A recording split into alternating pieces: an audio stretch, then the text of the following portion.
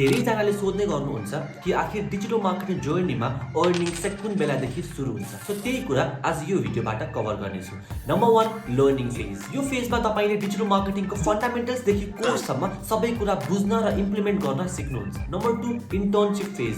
यो फेजमा तपाईले कुनै कम्पनीमा एज अ पेड इन्टर्न काम गरेर आफूले सिकेको कुरालाई इम्प्लिमेन्ट गर्नुहुन्छ र अलिअलि अर्निङ्स त त्यही फेजबाट सुरु भइसक्छ। नम्बर 3 जब फेज। अब कुनै एउटा कम्पनीमा as a digital marketing assistant काम गर्न सुरु गर्नुहुन्छ र एटलिस्ट 6 मन्थ पछि जब सँगै साइड बाइ साइड एक दुईवटा फ्रिल्यान्सिङ प्रोजेक्टमा पनि काम गर्न सुरु गर्नुहुन्छ। Number 4 freelancing phase.